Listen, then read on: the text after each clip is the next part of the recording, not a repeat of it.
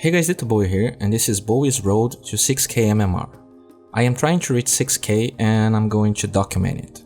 Here are the rules of my attempt, and I'll make more videos going in depth about it.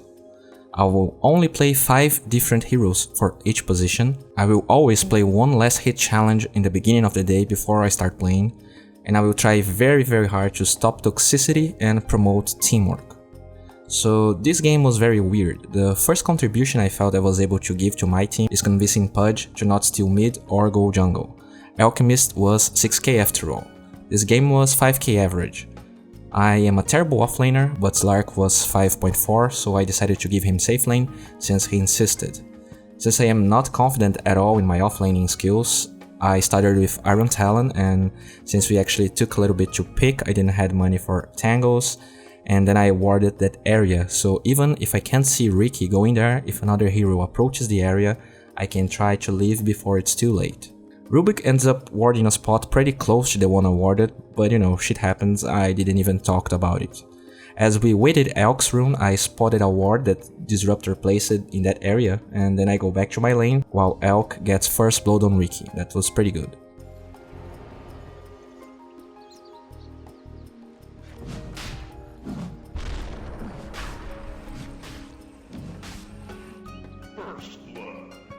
To be honest, it was pretty hard to stay in the lane. Disruptor deals a lot of damage early on, and I started with Iron Talon, which is very bad against dealing with magic damage. So I just went back to the large camp, used my Iron Talon. Actually, if I tried to take this large camp by myself, I would either die or stay very low. So I really wanted to just deal a little bit of damage as I waited the next creep wave. And this play here is what saved my lane, at least in my opinion. If I pull the entire creep wave, I would have one free creep wave to farm, which is great. But then, Dire would be keen on protecting that area. Instead, I only pull 2 creeps, which makes the Dire creep wave accumulate, and check how much experience I can get after that. Yeah, I don't get a lot of less hits, but I got the bigger one, which is actually worth a lot.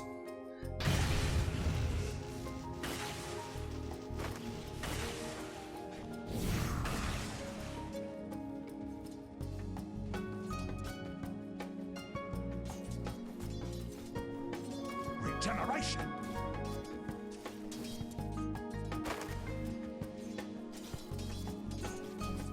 Drow played this pretty well. She contested every last hit I tried, but in the end I went from level 1 to level 4 in 3 minutes with that play. In hindsight, suiciding myself here would be better, but since I had no idea what I wanted to buy, since I don't even play Faceless Void that often, so I decided to walk back to base.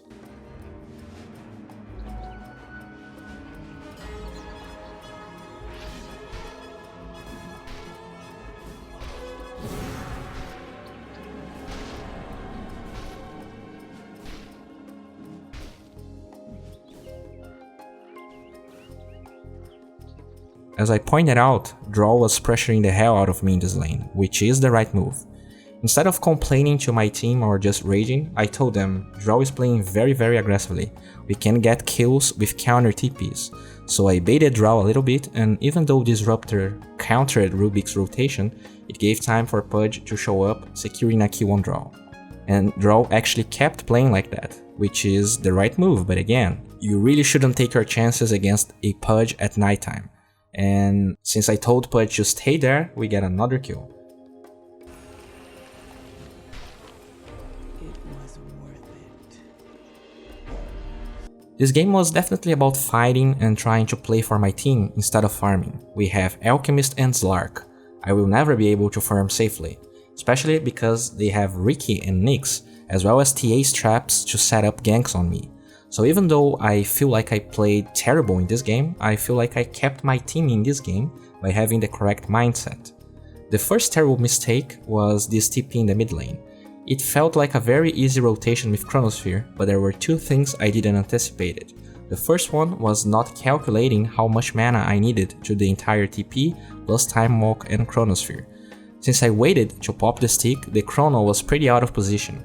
The second and most important part is that Elk spent Acid Spray before I TP'd, so there is no way I can get this kill. So if at least I popped this stick right away, maybe I could live and survive. Just an overall pretty bad move. As we can see here, Elk was farming and then he placed acid spray right in our tower, so when I actually placed the Chronosphere so far away, there was no way we could kill TA.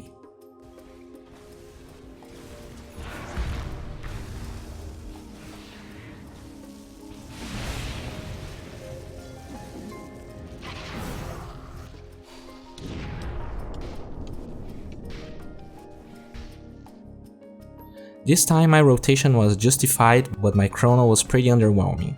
Since I was tunnel vision on draw, I didn't saw Slark going in. I was only counting on Pudge to land a good hook. Also, notice how I TP'd. Draw does not have vision of this, guaranteeing that even though my TP lasted 5 seconds, I can land the chrono. I end up locking Slark in chrono, but I mean, if I waited, Draw would definitely gust me, so I don't feel like I had a better option, besides maybe walking towards the fog in the left, in those trees, and then surprising her. Even though Pudge misses the hook, Disruptor wastes his ult and we secure the kill. Check how I don't run away or time walk randomly. I wait a safe opportunity to jump and secure my kill, and now I have treads. As I said, a lot of Voids only think of their heroes as farming cores, when in reality, the strength in the hero is how versatile he is. I had a terrible laning phase, I was severely underfarmed the entire game, and yet I was able to make all these kills possible, even though I didn't play necessarily well. This is another mistake I made. We knew Nyx was around and I was trying to bait him, so that Pudge could get the kill. Dire's top tower is under attack. Radiant's bottom tower is under attack. As you guys can hear, I heard the Vendetta sound. I even went to strength threats, but the real mistake here was turn rate and using an unnecessary skill. The way to make this play work would be farming looking towards my tower, then I would easily be able to time walk before the stun, since the cast point on time walk is smaller, but instead I was facing the direction I didn't want it to run to, and then you can clearly see what happens. Pudge does get the kill, but it was a bad trade. After that, I die again. Templar just finished her Desolator, and even though my team was with me, with the silence there's nothing I can do to deal with it. I felt that we were safe since there were 2 heroes showing top, but TA is actually really farmed. During the first 20 minutes of the game, she was more farmed than the Alchemist. Our Alchemist actually had a very rough time, probably because TA had Draw Aura. He finished Armlet at 10 minutes and Radiance at close to 17 minutes, which is pretty late for this skill level. In this clip I was trying to land better Chronospheres and was trying to get an angle where Slark could attack while Draw was chronoed. But in the end, since he went behind her, it dissuaded me from using the ult, which is always good, cause now I can use it in another fight. When I go to the Draw kill, check how I use those trees and walk towards them, so that Draw has no idea what's going to get her. Radiant's middle tower is under attack. I go mid right after to try to take Disruptor. Before he can ult, we have 4 melee heroes, so it's very easy to land his combo. I didn't even notice that ward, but I could have dewarded it since I had Iron Talon. If you didn't know, Chrono reveals invisible heroes and also wards. When we go for the tier 2 mid, check my positioning. Without Chrono, in this game, I am completely useless. Slark and Alchemist have way higher net worths than I do, and that's what should be happening. My role in this game is initiating, being able to survive bursts if I get caught, and overall just survive and use Chrono when available. So there's no need for me to be up in front, because any Nyx rotations with TA or Riki can kill me. Since me and Pudge are not showing, Draw plays more boldly and Pudge and I secure another kill. When TA shows up, check how much damage he can deal to me. With 1 Nyx stun I would be dead for sure there.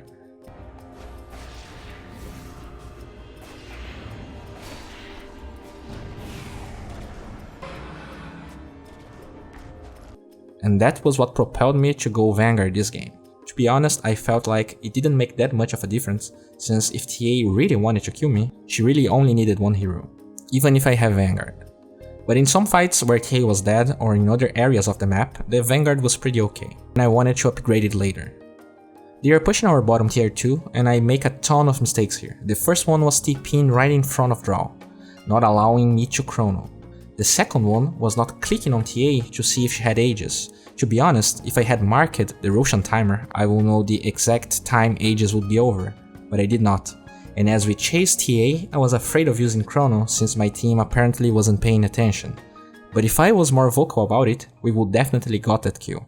She had blink, so I was also afraid she would blink when I tried to use Chrono, if she had vision with a trap or something. I am very proud of this fight. Even though there was a lot of flame going on during the game, when I got ganked by Disruptor and Riki, I felt confident in taking them on because I have Vanguard, and during the pause that Pudge DC'd I convinced both Elk and Slark to go fight them, since TA was also dead. We get Disruptor,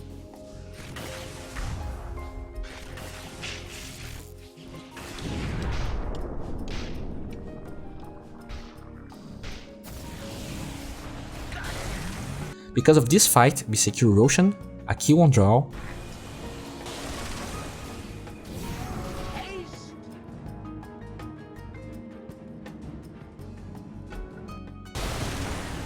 and again, I land a horrible Chrono. I am not a good Void player at all, so my understanding of the radius is very bad. I end up sacrificing Slark's Aegis, but we just power through Dire. I feel like overall I played terribly. What kept us in this game was me not farming and understanding my role, which was taking fights, while Alk was able to farm his items. I have 88 CS in 30 minutes, which is complete garbage considering I am playing Void, but in this game farming was not only harder since I have greedy cores, but was also very dangerous considering I had a terrible laning phase and they have a lot of invis heroes that would set up ganks from the very farm TA. I definitely have a lot to work on playing Void, but at least having the right mindset and also trying to work on my team's problems helped us get the 6k Alchemist farm enough to carry us later on. Guys, this is one of my new series, I hope you like it. I will post games that I win and that I lose. And my intentions are really to flame myself and improve. I do not want to show off or make you guys believe that I am an awesome player, because I am not. But I am trying to improve, as all of you are, and I hope that documenting this can help 5k players that want to get to 6k have that little bit of incentive. And well, I mean, anyone trying to improve can learn a thing or two from these videos, I hope at least. Another cool piece of information, when I post a video of me winning with one hero on YouTube, you can expect to find one of me losing with that hero on Pugna. I feel like we can learn a lot from winning and losing, and that's also something that a lot of people have been asking for a long time. Well, this wraps up our today. If you enjoyed this video, please guys, give it a thumbs up. If you want to see me winning or losing with heroes, please check the link in the description. And I can't overstate how this video wouldn't ever be possible without the huge help from the Pugna guys, show them some love. And if you're new to my channel, subscribe to it, I'm making videos like this almost every day and I'm sure something here will spark your interest. A lot of people think that there is only one way to play Dazzle. Everyone always remember those big Huskar fights where the clutch Grievous saves your ridiculously farmed carry.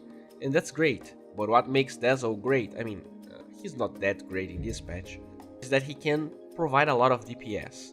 In these aggro tri-lane scenarios, you want to send the supports and the cores back to base, and Poison Touch is way better at that than Grave, especially when you already know that your tri-lane is a little bit